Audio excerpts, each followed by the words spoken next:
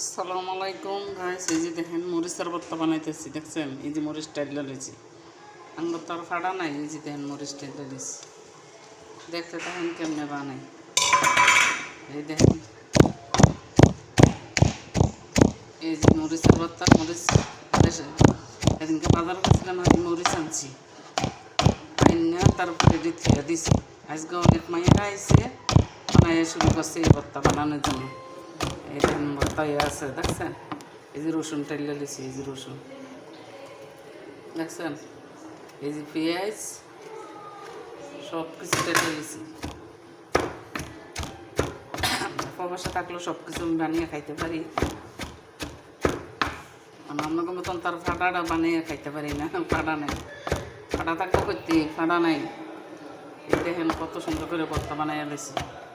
কালকে সকালে একটু বউ খামো, খাইয়ে বইয়ে খাম। আমার মালিক ভালো আছে, মনে করেন যে এই খাই কোনো মানা নেই, বিড়ি ফাঁক করে ঢুকে না। এই দেন ধন্যা পাতা দিয়ে দিতেছি, যে ধন্যা পাতা এগুলো ভর্তা। আইয়েন আপনাকে এরকম ভর্তা পছন্দ করেন মরিচের, এরকম মরিচের ভর্তা কে পছন্দ করেন আইয়েন।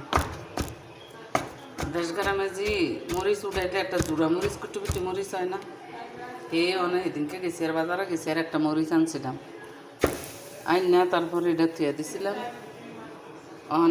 এটা বানাইলাম, বাচ্চা বাচ্চা লইছি। তারা তানে বড় মরিচ, তা আমি দেশি মরিচ আনছি। এই যে দেখেন ভর্তাই আছে, কাঁচা মরিচের ভর্তা রসুন দিয়ে কি মজা পান। আপনাকে দাওয়াত রয়েছে, খাইয়ে যান। দেখেন হয়ে গেছে ভর্তা, এই দেখেন ভর্তা হয়ে গেছে, দেখছেন। আপনাকে মরিচের দাওয়াত রইল, আইয়েন।